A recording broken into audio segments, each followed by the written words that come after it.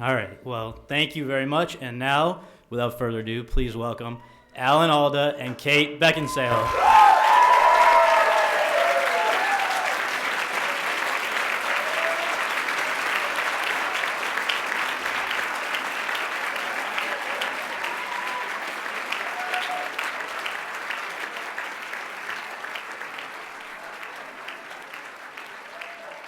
All right.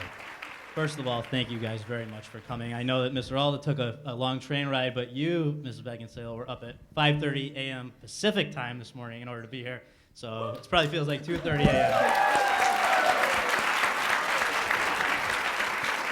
Is that the first hand you ever got for getting up?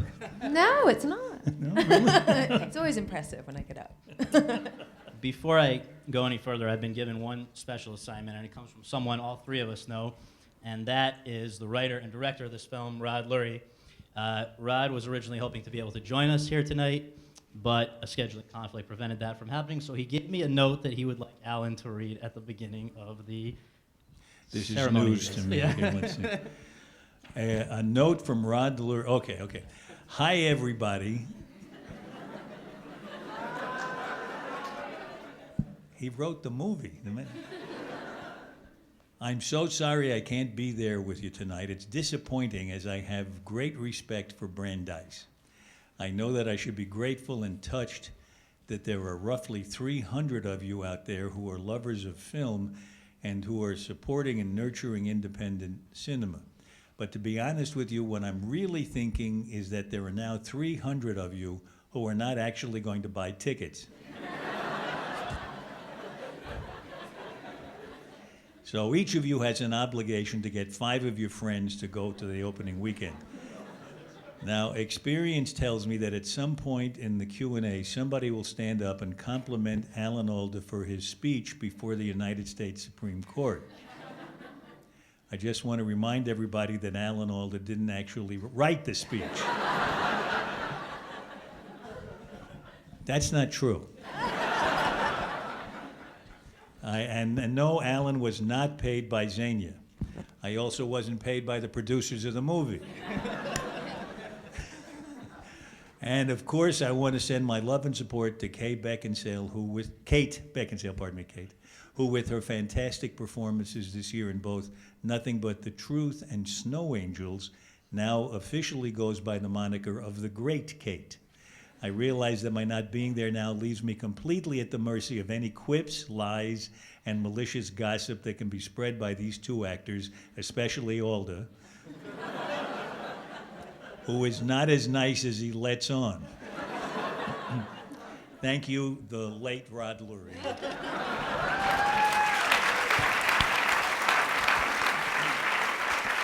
That's surprise number one. Surprise number two is that in our audience tonight, you do not know this, but is Eve Coffey, Mr. Alda's daughter. Oh, that's great. So there's Mr. Alda's daughter is here tonight. And This saves me 25 cents. I was going to call you right after we did it.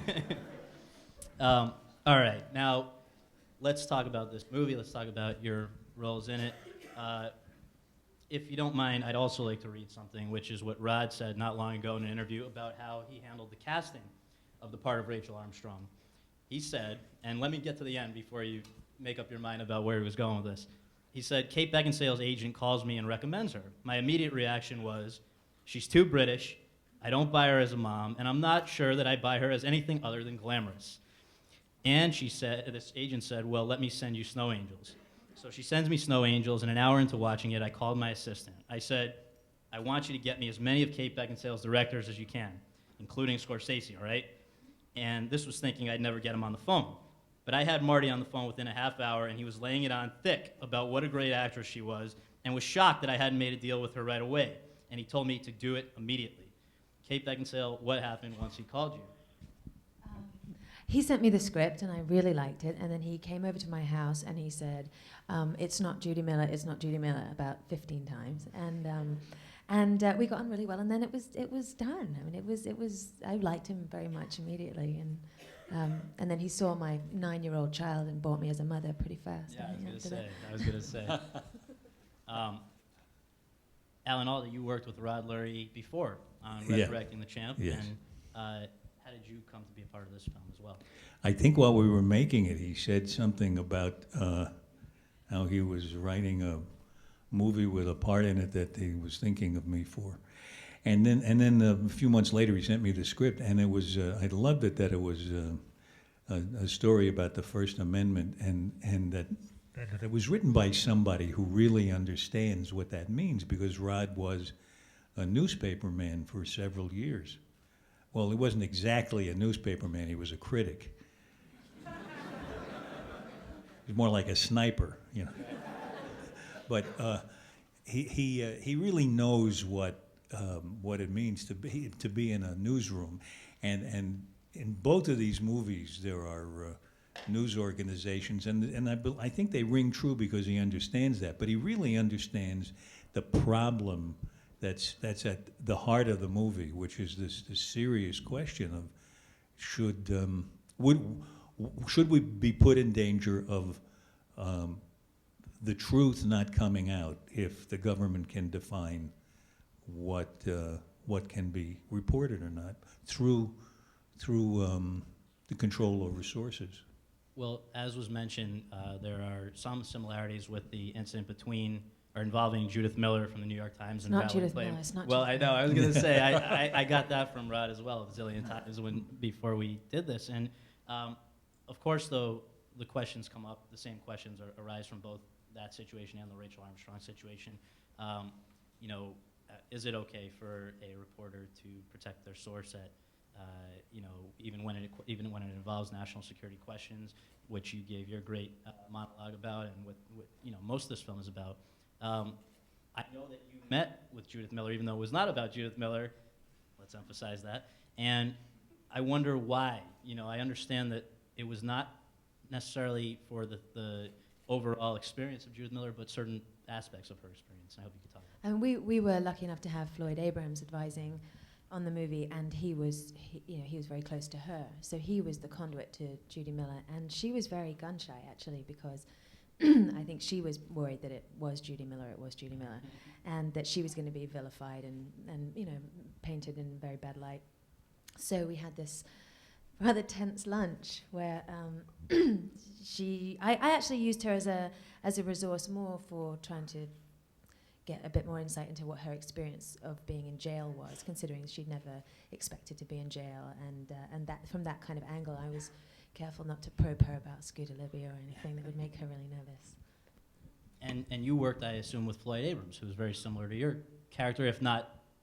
Well, it's nothing like Floyd in real life, but the fact that he's a famous First Amendment lawyer, as Floyd is. So you're saying he doesn't dress as well? He doesn't dress as well, no. And has no interest in it. I don't know. I mean, it's really it's funny that that Rod would have made this guy such a clothes horse and think he was patterning it after Floyd. But I had a wonderful experience, not just talking with Floyd, but the day before we shot that scene in the Supreme Court, which we shot in Memphis.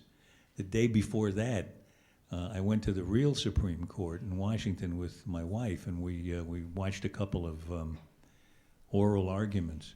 And it's the first time I've been in the Supreme Court, and it was really a wonderful experience. Very moving to see all these smart people discussing things that will have an effect on our lives for well, not everybody was discussing. There was one guy who didn't ask any questions. Right, him. And it was just to be in that building was impressive, and then to see them work their way through this thicket of arguments. And then we had a meal with one of the justices, and it was just really great to be in that to have that experience, and then the next day be in the make-believe Supreme Court, because of that it was they were so close together. I thought I was still in the real Supreme Court, Well, back within the cinematic realm, I want to ask you about playing strong women, finding strong female parts. Oh, which I is- don't find it hard at all. Yeah, I know. Well, as I said earlier, I was thinking about during our introductions, perhaps saying, "Please welcome the sexy movie star Alan Alda," and fake you out a little bit. But what Ellen Burstyn, who's been nominated 6 times and won an Oscar and has been around and continues to act to this day, said recently in an interview that basically female parts, by and large, are limited to 3 stereotypes. There's the wife who makes dinner for her husband. I've done that. You've done that? Okay. The hero who, her husband's the hero who comes home from saving the world.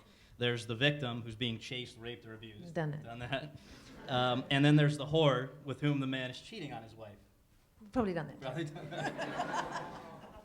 Rod Lurie's forte seems to be breaking out of that. He, of course, directed Joan Allen to an Oscar nomination in The Contender earlier this decade. He had, for a while, Gina Davis, Commander-in-Chief. Now he's given us this. What has your experience been, finding roles for women? And particularly, I've heard in other interviews that it's tough when, you're as attractive as you are to be taken seriously for certain parts. That makes me feel silly. God. I don't know. I started in England, and we only really at that point made period movies. So you could play quite a strong woman within the confines of Jane Austen, but otherwise that was a bit tougher. And then I've been quite lucky. I've been handed, machine guns and all sorts of things to, keep that end of it up. But in terms of like strong, intellectually interesting, complex roles, no, they don't come around all that often, sadly. And you can get sidetracked. I started doing. I was rotten at PE and ran like a girl and everything, and thought it would be a big challenge for me to play an action heroine, and everybody in my family thought that was a ludicrous idea, and it is a ludicrous idea actually. But I was a bit derailed by how many people bought that, and I did feel I had to quite consciously sort of go against that, because then I'd be stuck in really tight pants for the rest of my life. So meeting Rod, who has got a passion for writing, intellectually complex people, was great. It was nice. Did it help either of you that he is this ex-journalist? Was he able to bring any insight because of that, or was it? I mean, I know that when we say journalists, critics are kind of the lowest end of the totem pole, but was he able to add any insight to the performance in that sense? Well, I didn't have much to do with the journalism part of it. On the first picture, though, I was a sports editor, and I don't remember him saying anything particular about that. But I did have the sense that when we were in the newsroom, that it was legitimately presented, and that all of the people in the background were doing real things. It wasn't just. They really were working there. I mean, Yeah. we actually invaded the Memphis newspaper, and I found there was a scene I had with Angela Bassett where my son faxes in his homework, and the phone kept ringing, and it was real people phoning up, and I kept having to answer the phone.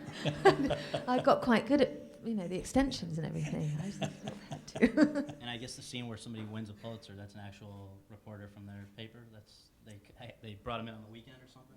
Yeah, no, I think half of the office was really interested and excited that we were there, and the rest of them hated us for disrupting their day, I think. But Rod was really helpful to me in terms of the journalism angle. I read good 30 or 40 books about and by journalists and political journalists, and he used to come into my trade and go, "I shouldn't have bothered with that one. You shouldn't have bothered with that one. That's crap. That's useless. It's no good." And then he put himself in the movie too. So he's one of our editors. He was very good in the He movie. wasn't bad. Yeah, I thought he was really good. He wasn't bad. Did you know who he was? He was in the beginning. Yeah, he was very relaxed, I thought. I think he makes cameos in a lot of them. But, Yeah. You've actually, I left out one footnote, which is that you've actually been very active in feminist causes for a long time. I know our local paper, The Globe, in 1976, said that you are the quintessential honorary woman. A feminist icon. I'm a little older now, so I'm menopause. Yeah, right. But it is. I mean, I get hot flashes and everything. Right. Well, but I mean, you've seen how things have come along, and you both now are working in an age when, even today, when supposedly things are a lot better, in the last year, we had a head of a major studio say that he's no longer going to cast women in central parts because of the fact that it He did said, not- we don't like women at this studio. Well, even there you go. Yeah. What do you It's make that? nice, You have to isn't it? go. You now made this movie with a real small indie. The fact that it couldn't be made by a bigger studio. Does that, strike you as odd? As a woman, what do you think? Who said this? This is amazing to me. Who said this? Well, I don't want to get into that. No, but I'll tell you afterwards. She'll tell you. I'll tell you after. what you mean? You mean it was said in private, or No, it was. with- I think it was on the record. yeah? So you can say. I mean, I you're not believe- giving up let's a just source. say you the know. studio that made the Brave one when Jodie Foster's movie didn't make any money. That was the end. And of so it. he says he's not going to put women in leading parts anymore. No central. We no movie's don't gonna like women. Yeah. He said we don't like I'm women. still smarting over it. I am. Just don't like women. What does he mean? We don't like women. We don't like women. We don't want to build films around women because they don't make money. People don't come out to see a movie that stars a woman. Or I think that there should be a class action suit against this. Let's guy. go. Let's do it. Well, you're Let's the do guy. it. You're the lawyer to do it. Yeah. I mean that's. I mean, Let's first get of all, he Gloria could- Allred. yeah, right. Couldn't he be taken up before the commission? There's sexual a human rights Forced to eat a commission. tampon or something like Yeah, that. yeah. So you guys, That's how we do it in my country. you're supposed to have Floyd Abrams on speed dial. Let's go. Get him on this. But it would have been easy to present Rachel as a sort of a noble, just a giant, who is larger than life, does not have flaws. But in fact, here's someone who, among the first things she says in the film is, we're going to bring down this administration with this story. She's out there. She's got an agenda, or it appears that way at first. She also, at times, does seem more motivated by her profession put that ahead of her family at times. It came up in previous discussions about this. I think that's probably one of the more interesting things about her, that she's not a flawless character. Is that one of the things that drew you to it? That is, yeah, absolutely. I think there's nothing more boring than watch somebody start a movie heroically and then continue heroically all the way through. That's not accurate or interesting at all. I like the fact that at the beginning of the movie, she's presented with a piece of information that I think it slightly rocks her moral compass to use. And then because she has kind of, I think, acted in a slightly morally murky way by using it at all, she then feels beholden to be absolutely sticking by her promise not to say anything, which then obviously the stakes escalate and escalate. But for me, I mean, I know Rod very much feels that she's a paragon of the First Amendment and that her principles are her main driving force. But in terms of playing it, I found it was largely emotional reasons and human reasons that just made for a more interesting journey, I thought, anyway. And I guess it would be interesting for sure to hear what your own take is on this question, which since Judy Miller has been very much in the light, and your great monologue really addresses it, of course, balancing our freedoms with dealing with national security. And I especially would like to ask you about that sequence, because if you are back at the Oscars, I think that scene's going to be a big reason why. I mean, that's unbelievable. It's a very long monologue. I don't know if you did it you memorized that for one take or it's broken up, but I have to ask you about that because it's one of the more impressive moments in the movie. Well, thanks. I think it's a really interesting question, and I'm really glad that there's an entertaining film that raises the question, and it's entertaining to a great extent because Kate is so believable going through the hardships that this character has to go through, because Rod Lurie took his inspiration from the real event that happened to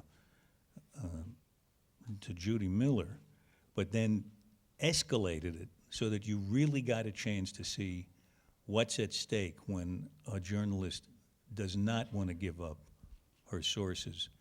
And the reason I think that this is so important to bring before the public is that this goes back a long time. I came across just a couple of weeks ago. I came across a quote of Patrick Henry's, and I think he said this during the Constitutional Convention, and I can't tell you I can't quote it exactly, but it had to do with the idea that the government can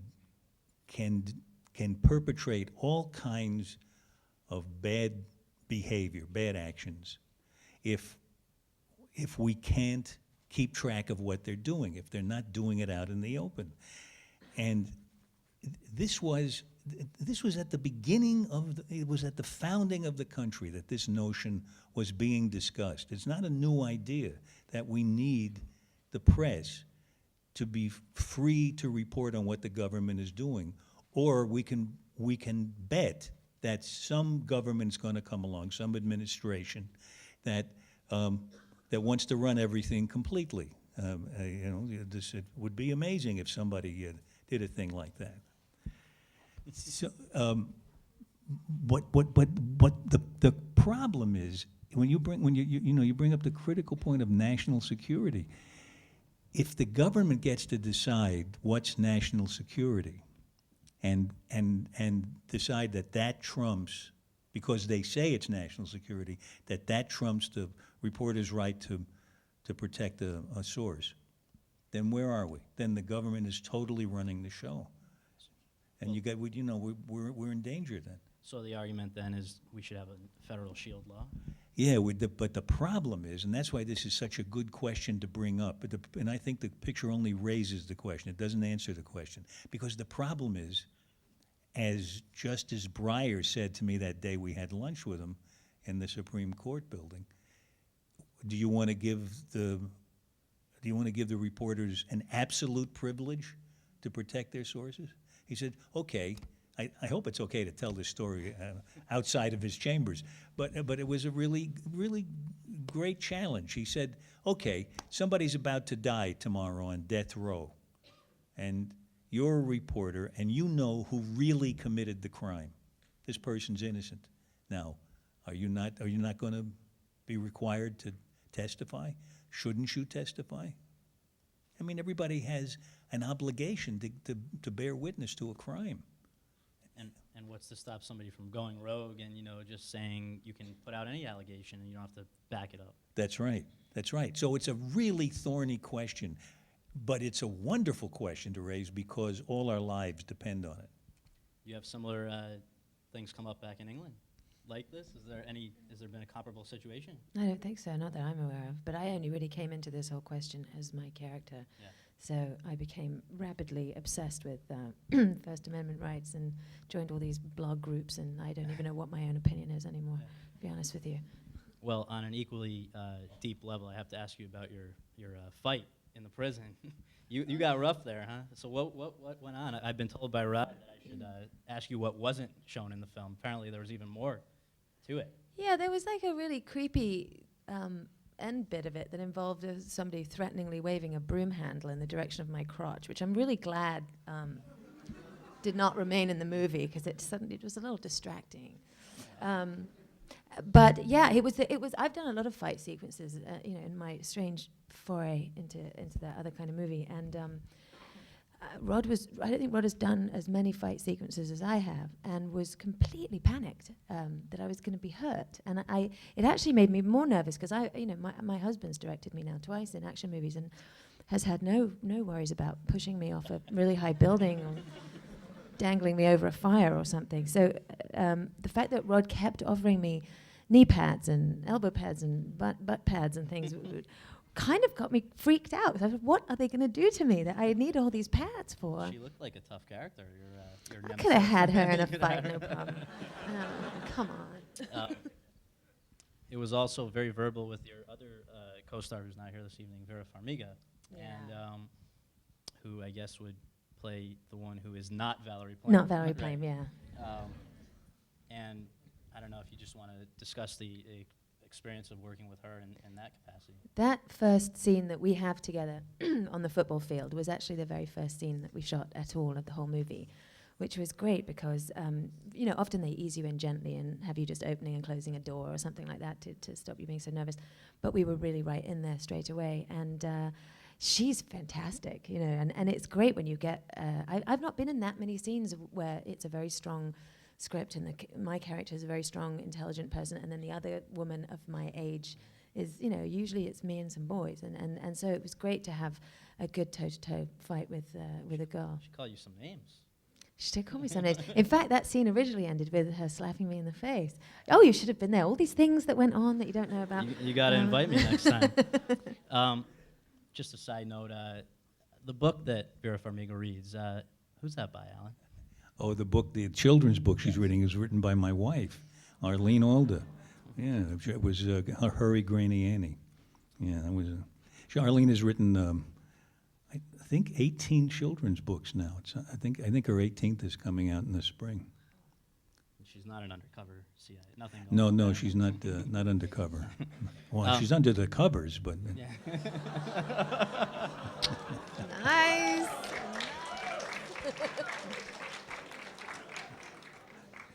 All right, let's the business side of this. You don't want to get into that. No, If you do. no, I mean. no, I don't mind. It's all right. I don't need to. All right, the business side of this we can't ignore that. It's not the most. It's not as fun as talking about fights in prisons, but I think it is interesting that this movie is distributed by a very small studio, which means it has, in comparison to the other films that are coming out this time of the year, very minimal. You should hold that in front of your face. Yeah, right. And gesture with the other hand. Right, that's a good point. If you go like this and talk like that. Yeah.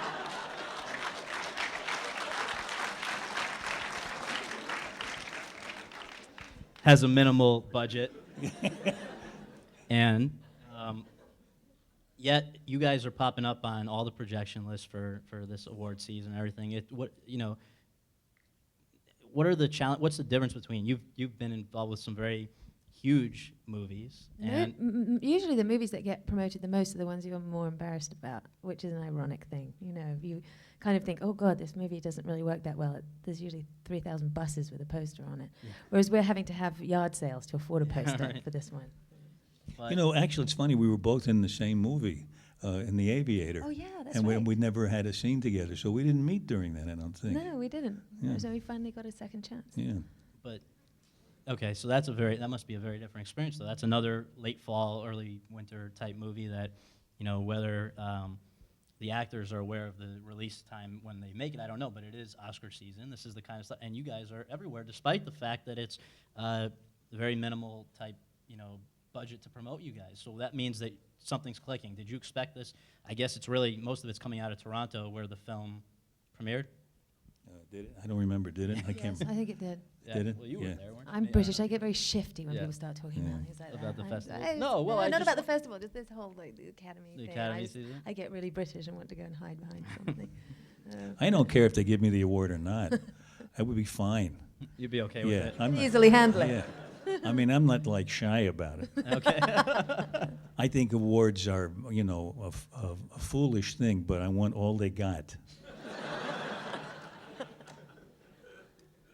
Well, stick around long enough, it'll happen. That's right. All right, what I would like to do is turn this over to the people who've just seen the movie and see. I know that we have a lot of questions. Many of the people here are students, prospective actors, some of them, and we'll see what they have to say. And remember, hold the mic close to your face. All right, who do we have? Oh, here you go. Hi. I have a lot of friends in the Memphis crew, and they loved working with you all. And Drew Clark loved driving Oh, you. I and loved her. She was said great. you were just gorgeous at 5 o'clock in the morning. And I'm paying all these people to say this, by the way. Rod None of it is said true. they have to put makeup on to make her look not good. It's horseshit. They're all being paid. we keep saying it, but it's so true. And I wondered if you both knew that Rod was going to shoot this 98% of this movie in such extreme close-ups. No, I didn't. Did you know? I didn't know. I No. didn't know. I'm It- glad. I've done a few independent movies lately where they tend to do the most emotional scenes in a huge wide shot. And actors Really? never like that. 'cause, No, you that's know, really weird. I like a big close-up. Yeah, yeah. Yeah, a nice big one. I didn't realize that he. I mean, I hadn't thought of it. I've seen the pictures 2 or 3 times. I haven't thought of it as being done mostly in close shots. Is it? Yeah. I didn't either. You know and what it is? everybody's You're saying sitting this. too close.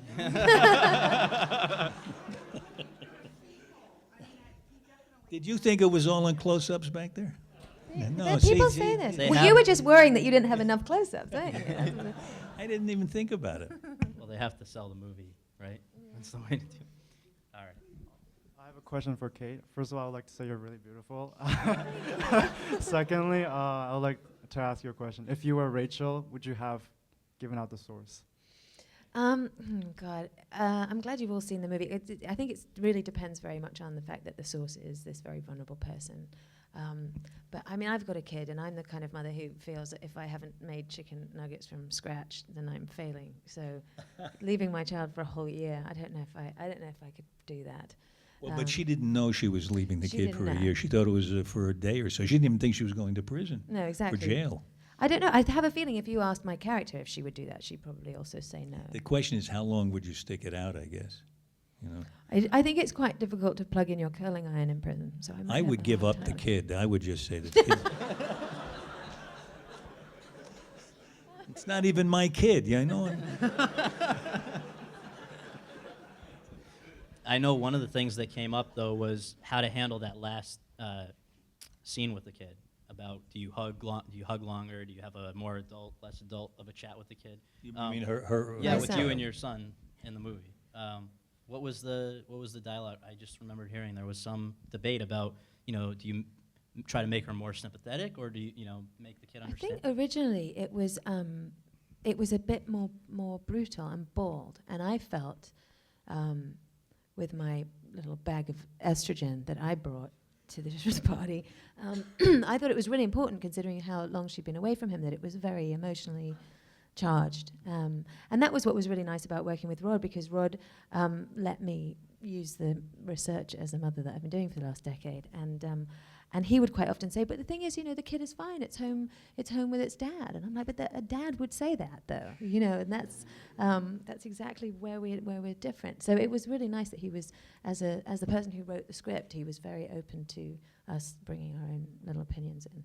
And we're going to come back. I just want to ask one more follow-up, which is that do you find, I mean, I don't know what the audience's response, I'd be interested also, but is it acceptable what the husband goes and does? I know that when Judy Miller What? saw Is the it movie, acceptable? What? well, no, when Judy Miller saw the movie, she laughed the hardest at that part because I don't know if there's any I was truth sitting to it. behind her, and she laughed, and all her little party poked her husband Yeah, in the back. so he was messing around, all right. No, he Maybe wasn't. Not on the record, all right.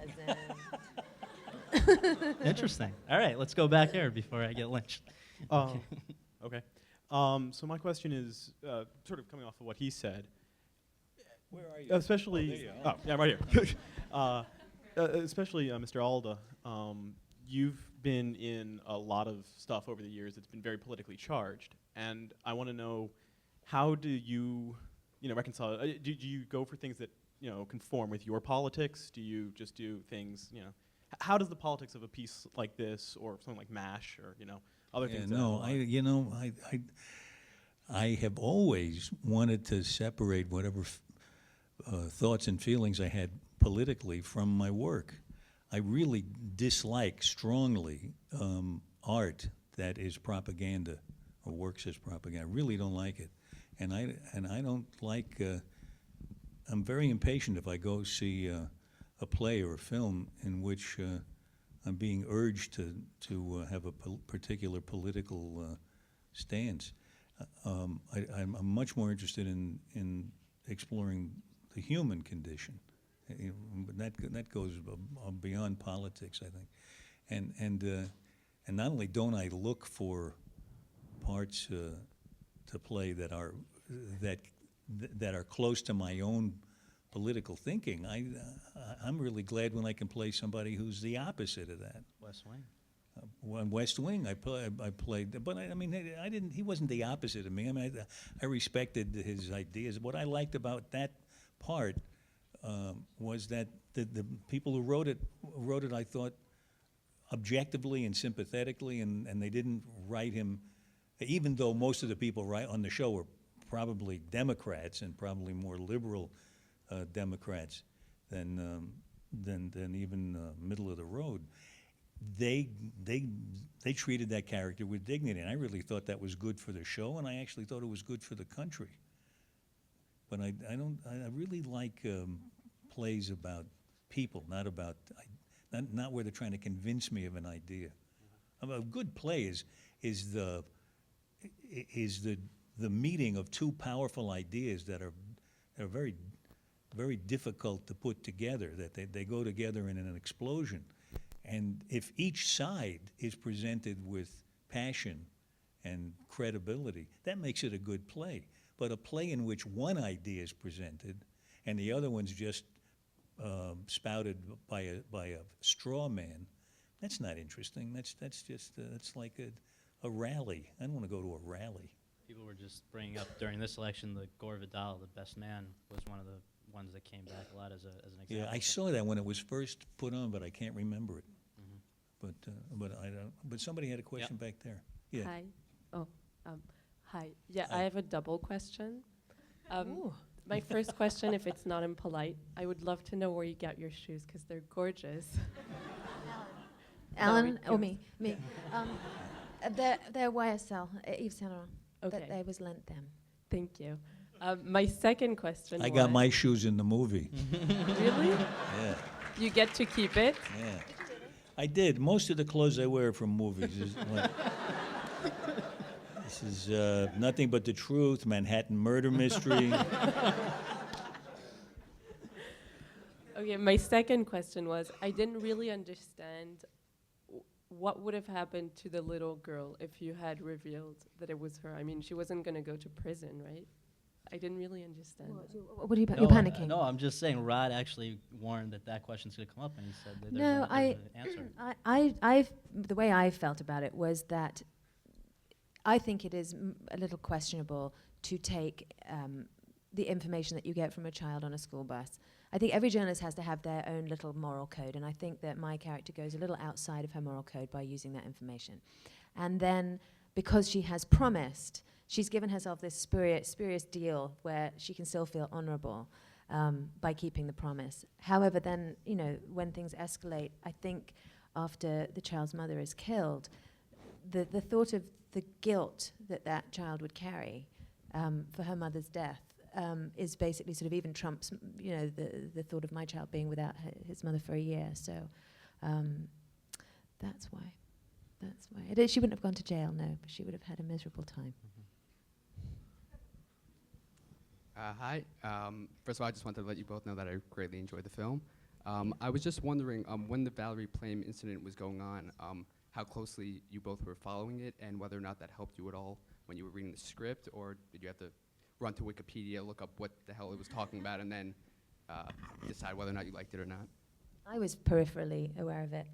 You were what? I was just peripherally aware of it, you Oh. know. And then I did do Wikipedia. When Rod called up and went, it's, you know, it's about Judy Miller and Valerie Plame. I was like, oh, okay, fuck, what's that? Wait, it's not about Judy Yeah. Miller. It's not, exactly. It's not about that. Sorry.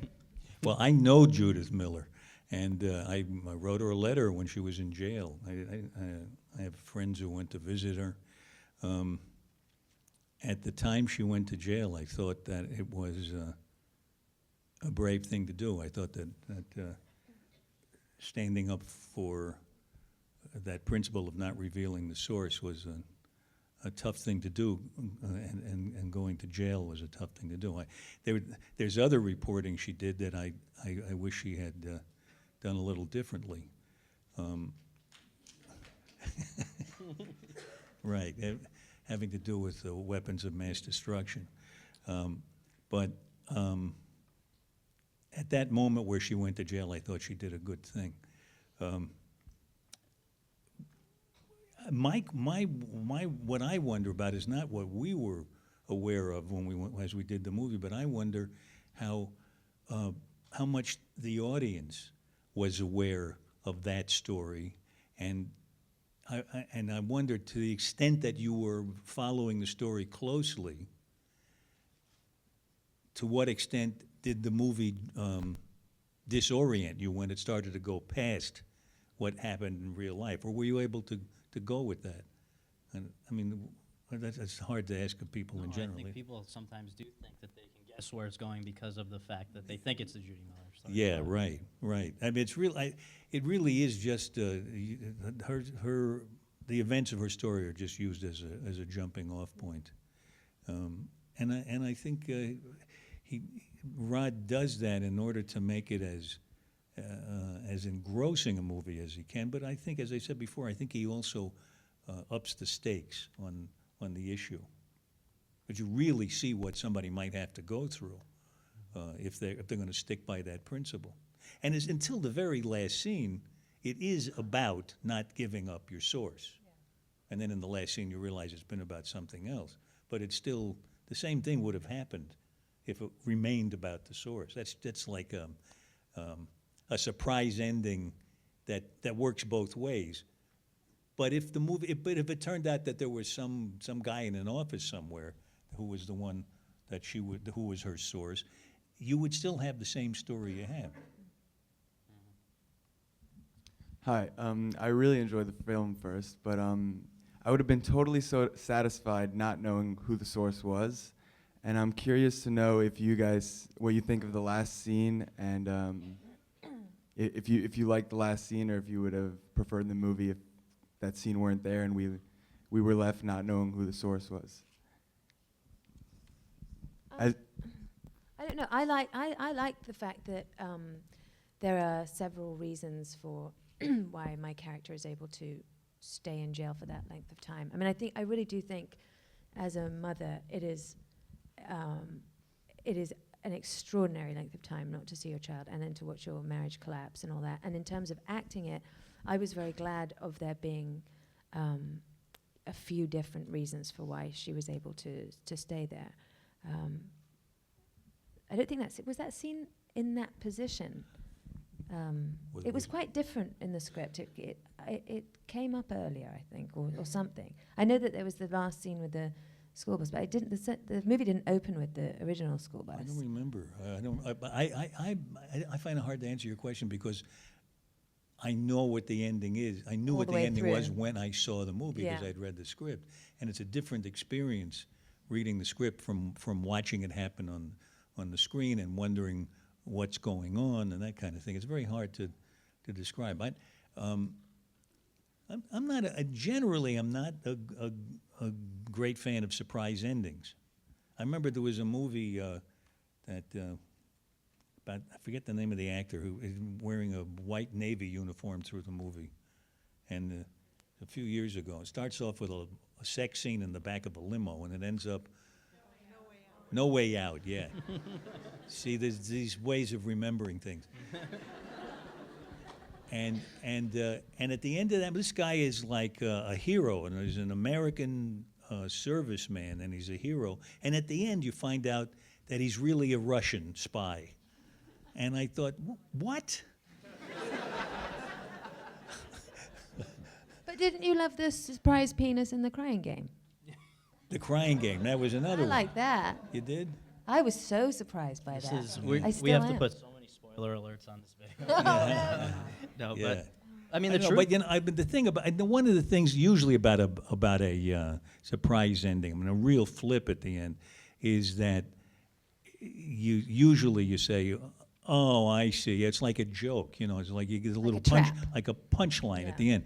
But one of the things about this that maybe you get a chance to do when you go out afterwards and have a cup of coffee is to reconstruct what was going on in her head, because there really is a human element on top of the professional element of not revealing the source. There's a whole other reason she has. And it's not really a surprise ending. It's more of a Oh, so that's Yeah. what. And then it's Yeah. a maybe I'll buy the DVD and see like if I Yeah. can spot it. Kind What's of. hard, though, I think, when you have an ending like that, it's also true in a movie where you're the good guy and you turn out to be the villain. You got to play every scene so they're believable both ways. What the truth usually does come out. We now know who Deep Throat is. We know who Judith Miller's source was. I mean, I don't know that it's. And by the end of this, we're going to find out that studio guy who said that thing about the women. I Right? know. So you mean it's not worth going to jail, or what? What do you No, mean? no. He asked, "Do we find? Is it better to not know the ending?" I don't know. I guess it's Oh, probably oh. more. Well, anyway. I don't know. Hi, guys. See, you've started First a of good all, discussion. oops. First of all, I wanted to just commend the director on amazing direction. I know he's not here right now, but if you next time you see him, just give him my props because it was I will. amazing. Thank you. And pardon me if this is all common knowledge, but before I came here, I didn't really research too much at like the events of the actual case. And I was just wondering if the CIA agent actually was assassinated, and No. if not, what like aspects of the movie were kind of exaggerated or I don't know, what aspects of the movie aren't real? All of them, really. All of it, Yeah, really? all of it, really. Yeah. Well, when you say So essentially, it's in terms of the story that inspired this, the Judith Miller Okay. and Valerie Plame story. Valerie Plame was a CIA agent. I met her too, interestingly. Yeah. Where?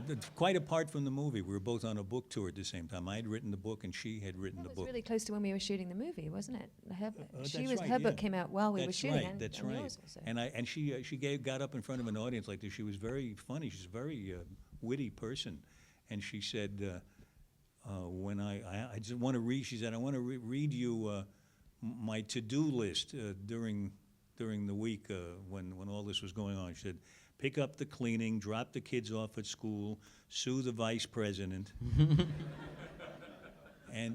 But she did not get killed as the woman in the movie did, and nor did Judith Miller stay in prison for all those months. So it's not that it wasn't real, it's just that these were events that could have happened, but didn't happen in that particular case. Okay. We have another question out there. I saw one, I think, back left. There we go. No, we need a microphone.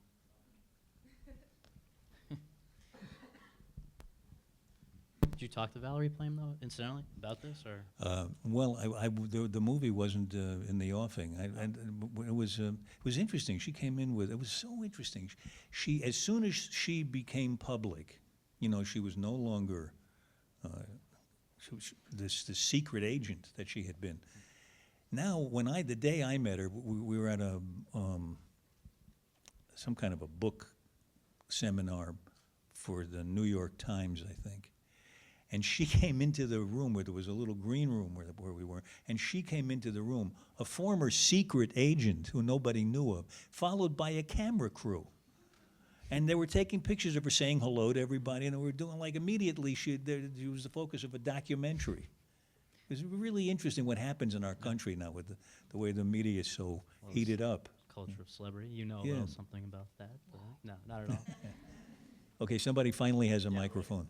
Yeah, my question was, what do you think was the difference between the principles of the what's her name? Of your high school. He Rachel? He sort of CIA fainted agent during the and question. Rachel. Rachel and the CIA agent. They're both kind of the women who have to go through the most in the movie. What would you say is the difference between their principles? The CIA woman and Rachel, is that what you're saying? Yeah. Okay. I think what's interesting about them is that they're coming from quite different sides, but actually they're under an awful lot of very similar pressures. They both very strongly believe in protecting information, and they both working mothers, and that's what I think is really interesting about the two characters, is that in other circumstances they'd have an awful lot in common. They're just pitted against each other. I think one way to wrap up would be to ask you what's next for you guys. I know you haven't directed, I think, since 1990. I know you used to write a lot on MASH even. Is that something that you would consider doing more of? Do you know what your next roles are yet? And then we can come to Kate afterwards. I do. I'm really working all the time. I'm writing a play now. I wrote 2 books. I wrote in the past. I wrote 5 movies, but I do a lot of writing, and I really love it. I was writing on the train on the way up here today, and I was looking forward to those 3 or 4 hours so I could just get into it. But this guy on his telephone in the next row was driving me nuts. But so you know what I'm going to start doing? I think. Do you think this is a good idea? I want to, when they're talking at the top of their voice, and they're talking business or they're talking about their affairs and the private things, I'm going to write it down. I'm going to take out my laptop and write it down verbatim, and then put it up on the internet. Because obviously they don't mind being public with this stuff, you know. So I'll put it, and then maybe I'll even ask them, would you mind telling me your name and address? And Well, I don't know if you watched Curb Your Enthusiasm. There was a thing. Larry David, the guy at the table next to him at a restaurant, was doing it, and he just decided, he was on his phone, the other guy. So he just started having a conversation, imaginary, with the guy across from him, just as loud to bother the other guy. Yeah. But anyway, No, I thought that was really good. Kate, What? I just had a man behind me snoring. What?